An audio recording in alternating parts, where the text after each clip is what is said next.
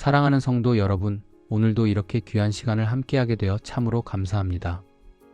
여러분, 혹시 이런 생각 해보신 적 있으십니까? 성경을 읽다가 예수님의 말씀을 만날 때 왜 하필 이런 표현을 쓰셨을까? 왜 이렇게 말씀하셨을까 궁금하셨던 적 말입니다.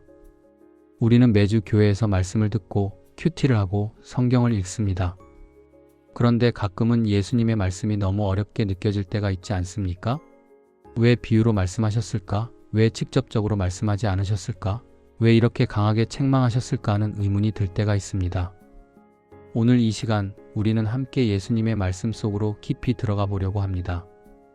예수님께서 왜 그런 방식으로 말씀하셨는지, 그 말씀 속에 담긴 진짜 의미가 무엇인지 함께 살펴보겠습니다. 오늘 나누게 될 4가지 포인트를 통해서 여러분은 성경을 읽는 새로운 눈이 열리게 될 것입니다. 예수님의 말씀이 단순히 2000년 전의 이야기가 아니라 바로 지금 2025년을 살아가는 우리에게 주시는 생생한 음성임을 깨닫게 되실 것입니다. 그럼 지금부터 함께 예수님의 어록 속으로 들어가 보시겠습니다. 첫 번째로 예수님은 왜 비유로 말씀하셨는지 함께 살펴보겠습니다. 여러분, 사실 제자들도 이 질문을 예수님께 직접 드렸습니다. 마태복음 13장을 보면 제자들이 예수님께 다가와서 물었습니다. 어찌하여 그들에게 비유로 말씀하시나이까? 정말 궁금하지 않으셨습니까? 예수님께서는 하나님의 아들이시고 진리 자체이시며 모든 것을 명확하게 설명하실 수 있는 분이십니다. 그런데 왜 씨 뿌리는 자의 비유, 잃어버린 양의 비유, 탕자의 비유 같은 이야기로 말씀하셨을까요? 예수님께서는 제자들에게 이렇게 대답하십니다. 마태복음 13장 11절에서 13절입니다. 대답하여 이르시되 천국의 비밀을 아는 것이 너희에게는 허락되었으나 그들에게는 허락되지 아니하였나니 무릇 있는 자는 받아 넉넉하게 되되 없는 자는 그 있는 것도 빼앗기리라. 그러므로 내가 그들에게 비유로 말하는 것은 그들이 보아도 보지 못하며 들어도 듣지 못하며 깨닫지 못함이라. 이 말씀이 처음에는 좀 이상하게 들릴 수 있습니다. 마치 예수님께서 일부러 사람들이 이해하지 못하게 하신 것처럼 보이기 때문입니다. 하지만 여기에는 깊은 영적인 원리가 담겨 있습니다. 비유는 사실 2가지 기능을 동시에 합니다. 진심으로 진리를 구하는 사람에게는 비유가 문을 여는 열쇠가 됩니다. 그런데 그저 호기심으로 혹은 예수님을 비판하려는 마음으로 듣는 사람에게는 비유가 오히려 가리는 막이 됩니다. 2025년 오늘날로 비유하자면 이렇습니다. 여러분이 귀한 보물을 가지고 있다고 생각해 보십시오. 그 보물을 아무에게나 다 보여줄 수는 없습니다. 진짜로 그 가치를 알아보고 소중히 여길 사람에게만 보여주고 싶으실 겁니다. 예수님의 비유도 마찬가지입니다. 천국의 비밀, 하나님 나라의 진리는 너무나 귀한 것이기에 진심으로 구하는 자에게만 열립니다. 제가 목회를 하면서 경험한 일입니다. 얼마 전에 한 청년이 찾아왔습니다. 그 청년은 교회를 10년 넘게 다녔지만 성경이 너무 어렵다고 했습니다. 특히 예수님의 비유 말씀들이 무슨 뜻인지 전혀 모르겠다고 했습니다. 그래서 제가 물었습니다. 성경을 읽을 때 어떤 마음으로 읽으시나요? 그 청년은 솔직하게 대답했습니다. 그냥 읽어야 하니까 읽었어요. 사실 별로 관심도 없었고 그냥 의무감으로 읽었습니다. 바로 그것이 문제였습니다. 그래서 저는 그 청년에게 제안했습니다. 이제부터는 성경을 읽기 전에 먼저 기도하십시오. 하나님, 저에게 말씀해 주세요. 저는 정말 주님의 음성을 듣고 싶습니다. 이렇게 간절한 마음으로 기도하고 읽으십시오. 그 청년은 그날부터 그렇게 하기 시작했습니다. 놀라운 일이 일어났습니다. 3개월 후에 그 청년이 다시 찾아와서 눈물을 흘리며 말했습니다. 목사님, 이제 성경이 살아있습니다. 예수님의 비유 말씀들이 제 마음에 와 닿습니다. 마치 저를 위해 쓰신 말씀 같습니다. 사랑하는 성도 여러분, 이것이 바로 예수님께서 비유로 말씀하신 이유입니다. 비유는 우리의 마음을 시험합니다. 우리가 정말로 진리를 사모하는지 아니면 그냥 지식으로만 알려고 하는지를 드러냅니다. 그래서 우리가 성경을 읽을 때는 항상 겸손한 마음과 간절한 마음이 필요합니다. 주님, 제게 보여주세요. 제게 깨닫게 하여 주세요. 이렇게 기도하면서 읽어야 합니다. 그러면 성령님께서 우리의 영적인 눈을 열어주십니다. 그리고 예수님의 비유 말씀들이 살아서 우리에게 말을 걸어오기 시작합니다. 여러분도 오늘부터 그렇게 성경을 읽어보시기 바랍니다. 두 번째로 예수님은 왜 그렇게 강하게 책망하셨는지 살펴보겠습니다. 여러분, 성경을 읽다 보면 예수님께서 굉장히 강하게 책망하시는 장면들을 만나게 됩니다. 특히 바리새인들과 서기관들에게 하신 말씀들은 정말 충격적입니다. 우리가 아는 온유하시고 자비로우신 예수님의 모습과는 너무 다르게 느껴질 때가 있습니다. 마태복음 23장을 보면 예수님께서 7번이나 화 있을진저라고 말씀하십니다. 마태복음 23장 27절과 28절입니다. 화 있을진저 외식하는 서기관들과 바리새인들이여 회칠한 무덤 같으니 겉으로는 아름답게 보이나 그 안에는 죽은 사람의 뼈와 모든 더러운 것이 가득하도다. 이와 같이 너희도 겉으로는 사람에게 옳게 보이되 안으로는 외식과 불법이 가득하도다.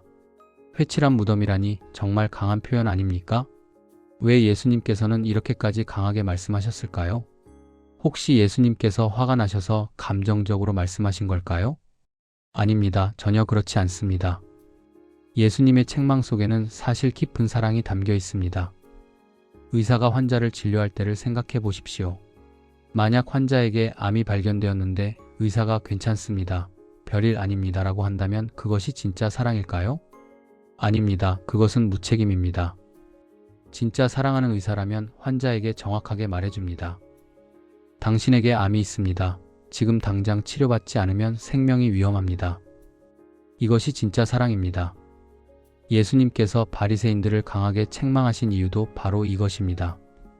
그들의 영적 상태가 너무나 위험했기 때문입니다.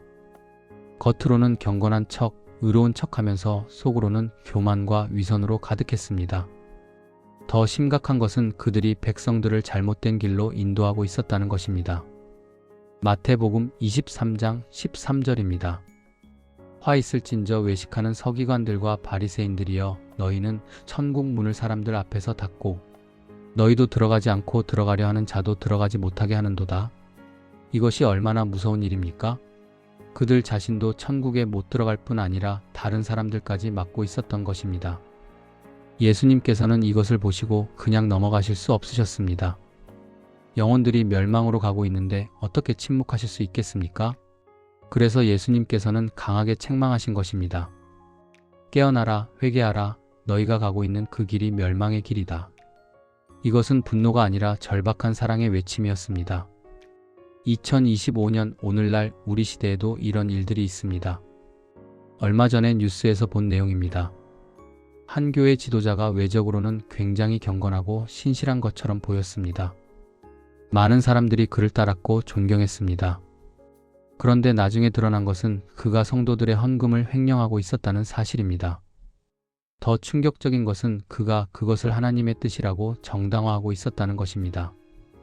이것이 바로 예수님께서 그렇게 강하게 책망하셨던 외식과 위선입니다.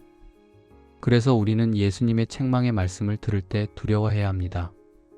나는 과연 어떤가? 나도 혹시 겉과 속이 다르지는 않은가? 스스로를 돌아보아야 합니다. 제가 목회하면서 만난 한 집사님이 계십니다.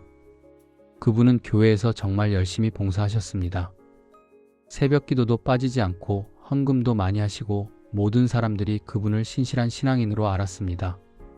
그런데 어느 날 그분이 제게 찾아와서 고백하셨습니다. 목사님, 저는 위선자입니다. 교회에서는 열심히 하는 척하지만 집에 가면 완전히 다른 사람입니다. 가족들에게 화를 내고 상처를 주고 있습니다. 저는 회칠한 무덤입니다. 눈물을 흘리며 회개하셨습니다.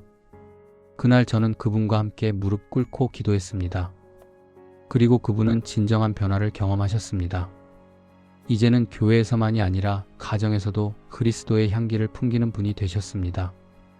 사랑하는 성도 여러분, 이것이 바로 예수님께서 강하게 책망하시는 이유입니다. 우리를 진정으로 변화시키시기 위해서입니다.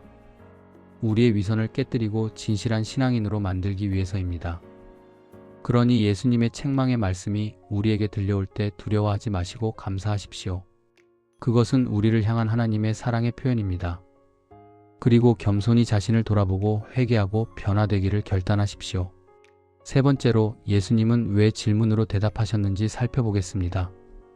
여러분, 성경을 읽다 보면 정말 흥미로운 패턴을 발견하게 됩니다. 사람들이 예수님께 질문을 하면 예수님께서는 직접 대답하시는 대신에 오히려 질문으로 답하시는 경우가 많습니다. 이것이 참 독특하지 않습니까?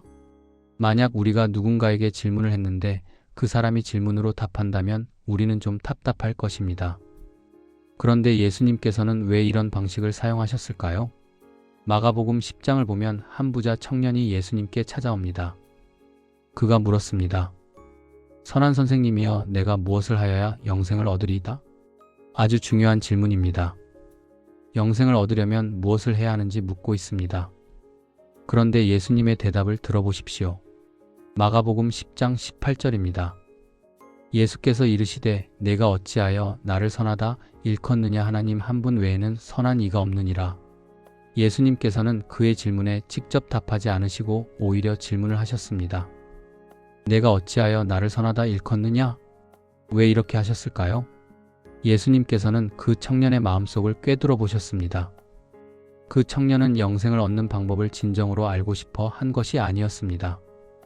그는 자신이 이미 율법을 다 지켰고 의롭다는 것을 확인받고 싶어 했습니다. 그래서 예수님께서는 질문을 통해 그의 마음을 드러내셨습니다. 내가 나를 선하다고 하는데 너는 내가 누구인지 정말 아느냐? 너는 하나님이 누구신지 정말 아느냐? 예수님의 질문은 우리로 하여금 스스로 생각하게 만듭니다. 단순히 정보를 얻는 것이 아니라 깨달음을 얻게 합니다. 누가 우리에게 답을 주면 우리는 그것을 머리로만 받아들입니다. 하지만 우리가 스스로 깨달으면 그것은 우리의 마음과 삶을 변화시킵니다. 또 다른 예를 보겠습니다. 마태복음 16장에서 예수님께서 제자들에게 물으십니다. 사람들이 인자를 누구라 하느냐? 제자들이 대답합니다. 더러는 세례 요한, 더러는 엘리야, 어떤 이는 예레미야나 선지자 중에 하나라 하나이다. 그러자 예수님께서 다시 질문하십니다. 마태복음 16장 15절입니다. 이르시되 너희는 나를 누구라 하느냐? 이 질문이 얼마나 중요합니까? 예수님께서는 다른 사람들의 의견을 물으신 것이 아닙니다. 너희는, 바로 너희 자신은 나를 누구라고 생각하느냐? 그때 베드로가 대답합니다. 주는 그리스도시요 살아계신 하나님의 아들이시니이다. 이것이 바로 예수님께서 원하셨던 것입니다. 베드로가 다른 사람들이 하는 말을 따라 하는 것이 아니라 자신의 고백으로 신앙을 표현하는 것입니다. 2025년 오늘을 살아가는 우리에게도 똑같은 질문이 주어집니다. 다른 사람들은 예수님을 훌륭한 선생님이라고 말합니다. 어떤 사람들은 위대한 도덕적 모범이라고 말합니다. 어떤 사람들은 종교 지도자 중 한 명이라고 말합니다. 하지만 예수님께서 우리에게 물으십니다. 너는 나를 누구라 하느냐?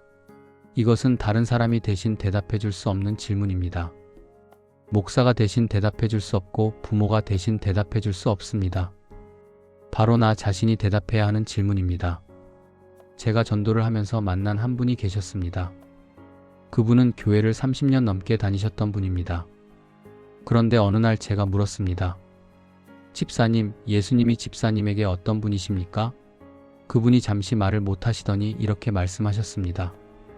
목사님, 부끄럽습니다. 저는 30년을 교회 다녔지만 예수님이 저에게 어떤 분이신지 진지하게 생각해 본 적이 없습니다. 그냥 교회 다니는 것이 습관이었습니다. 그날 그분은 진지하게 자신의 신앙을 돌아보기 시작하셨습니다.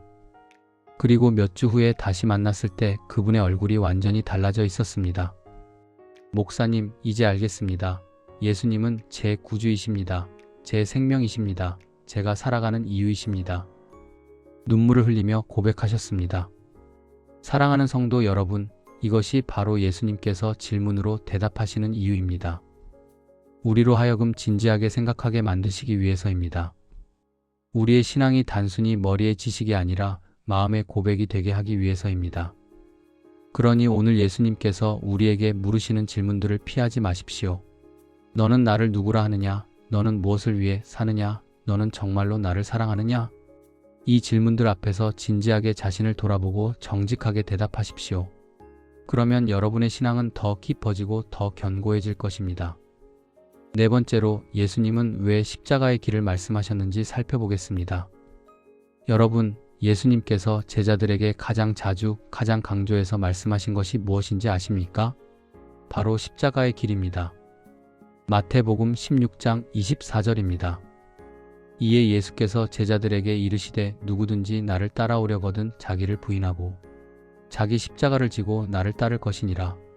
이 말씀이 처음 들었을 때 제자들에게 얼마나 충격이었겠습니까?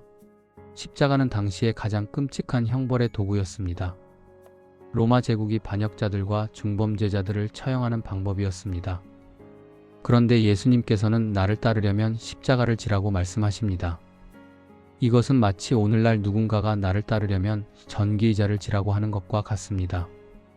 왜 예수님께서는 이렇게 충격적인 표현을 사용하셨을까요? 왜 더 부드럽고 매력적인 말씀으로 사람들을 초청하지 않으셨을까요? 여기에는 깊은 이유가 있습니다. 예수님께서는 우리를 속이고 싶지 않으셨습니다. 신앙생활이 쉽고 편안하다고 거짓말하고 싶지 않으셨습니다. 대신에 정직하게 말씀하셨습니다. 나를 따르는 것은 쉽지 않다. 때로는 고통스럽고 힘들 것이다. 하지만 그 길의 끝에는 생명이 있다. 예수님께서는 계속해서 말씀하십니다. 마태복음 16장 25절입니다. 누구든지 제 목숨을 구원하고자 하면 잃을 것이요 누구든지 나를 위하여 제 목숨을 잃으면 찾으리라. 이것은 역설적인 말씀입니다. 자기를 살리려고 하면 잃고 자기를 잃으려고 하면 얻는다. 이것이 무슨 말씀입니까? 여기서 예수님께서는 진정한 생명의 원리를 가르치고 계십니다. 우리가 자기 중심적으로 살면서 자신의 유익만을 추구하면 결국 공허함과 허무함을 얻게 됩니다. 하지만 자기를 내려놓고 하나님과 이웃을 위해 살면 진정한 의미와 기쁨을 발견하게 됩니다. 이것이 십자가의 길입니다. 2025년 우리가 살아가는 이 시대는 정반대의 메시지로 가득합니다. 자기 자신을 사랑하라, 자신을 위해 살아라, 내가 제일 중요하다. 이런 메시지들이 TV에서, 인터넷에서, 광고에서 제시도치게 속 우리를 향해 쏟아져 나옵니다. 성공하라, 돈을 많이 벌어라, 유명해져라, 편안하게 살아라. 이것이 세상이 말하는 행복의 길입니다. 그런데 예수님께서는 정반대로 말씀하십니다. 자기를 부인하라, 십자가를 지라, 나를 따르라. 누구의 말이 옳습니까? 역사가 증명합니다. 자기만을 위해 살았던 사람들의 삶을 보십시오. 아무리 많은 것을 가졌어도 결국 공허함을 느낍니다. 아무리 성공했어도 결국 외로움을 느낍니다.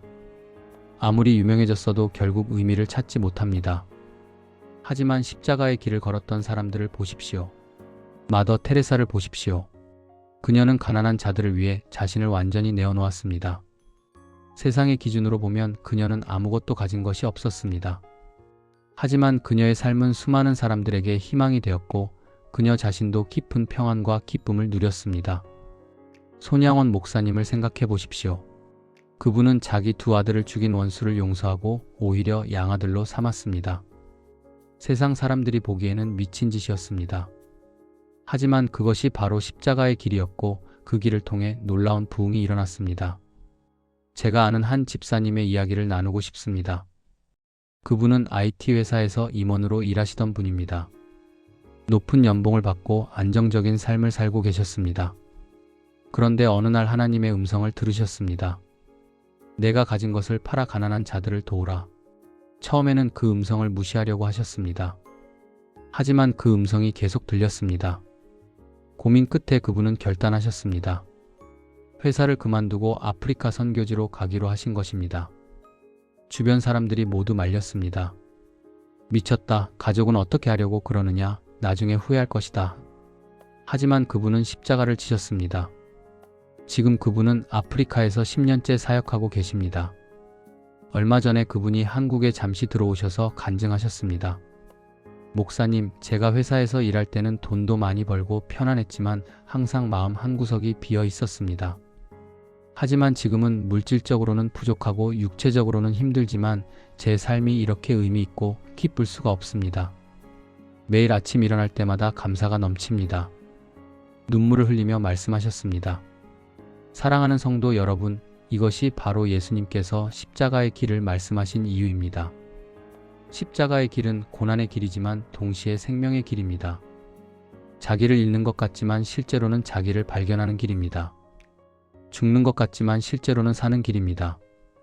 요한복음 12장 24절에 예수님께서 이렇게 말씀하십니다. 내가 진실로 진실로 너희에게 이르노니 한 알의 밀이 땅에 떨어져 죽지 아니하면 한 알 그대로 있고 죽으면 많은 열매를 맺느니라. 한 알의 밀이 땅에 떨어져 썩어야 새 생명이 나옵니다. 우리도 마찬가지입니다. 우리의 옛사람, 자기중심적인 삶이 십자가에서 죽어야 새로운 생명이 나옵니다. 그것이 고통스럽습니까? 물론입니다. 죽는 것이 고통스럽지 않겠습니까? 하지만 그 죽음 너머에 부활이 있습니다. 그 고난 너머에 영광이 있습니다. 그 십자가 너머에 면류관이 있습니다. 예수님께서는 우리에게 이 진리를 숨기지 않으셨습니다. 솔직하게 말씀하셨습니다. 이 길은 좁고 협착하다. 하지만 이 길만이 생명으로 인도한다. 우리는 선택해야 합니다. 세상이 말하는 넓은 길을 갈 것인가? 아니면 예수님께서 보여주신 좁은 길을 갈 것인가? 편안함을 추구할 것인가? 아니면 의미를 추구할 것인가? 자신을 살릴 것인가? 아니면 자신을 잃을 것인가? 이것은 매일매일 우리가 해야 하는 선택입니다. 아침에 일어나서 오늘 나는 누구를 위해 살 것인가를 결정해야 합니다. 오늘 나는 내 십자가를 질 것인가 말 것인가를 결정해야 합니다. 여러분, 십자가를 지는 것이 항상 큰 희생을 의미하는 것은 아닙니다. 때로는 작은 것들입니다. 화가 날 때 참는 것, 그것이 십자가입니다. 내 권리를 주장하고 싶을 때 양보하는 것, 그것이 십자가입니다. 편하게 쉬고 싶을 때 이웃을 돕는 것, 그것이 십자가입니다. 내 의견을 관철시키고 싶을 때 경청하는 것, 그것이 십자가입니다. 이런 작은 십자가들을 매일 지다 보면 우리는 그리스도를 닮아갑니다. 그리고 놀라운 일이 일어납니다. 십자가가 무겁게 느껴지지 않기 시작합니다. 오히려 기쁨이 됩니다. 왜냐하면 그 십자가를 통해 우리가 변화되고 있음을 경험하기 때문입니다. 예수님께서 마태복음 11장 30절에서 말씀하셨습니다. 내 멍에는 쉽고 내 짐은 가벼우니라. 십자가가 어떻게 쉽고 가벼울 수 있습니까? 예수님께서 함께 지시기 때문입니다. 우리가 혼자 지는 것이 아니라 예수님께서 함께 지십니다. 아니, 사실은 예수님께서 더 무거운 부분을 지시고 우리는 가벼운 부분을 지는 것입니다. 그러니 두려워하지 마십시오. 십자가의 길이 힘들어 보여도 그 길을 걸으십시오. 왜냐하면 그 길의 끝에는 부활이 있기 때문입니다. 그 길의 끝에는 영광이 있기 때문입니다. 그 길의 끝에는 예수님께서 기다리고 계시기 때문입니다. 사랑하는 성도 여러분, 오늘 이 시간 우리는 함께 예수님의 말씀 속으로 깊이 들어가 보았습니다. 예수님께서 왜 비유로 말씀하셨는지, 왜 강하게 책망하셨는지, 왜 질문으로 대답하셨는지, 왜 십자가의 길을 말씀하셨는지 살펴보았습니다. 이 모든 것에는 한 가지 공통점이 있습니다. 그것은 바로 예수님의 깊은 사랑입니다.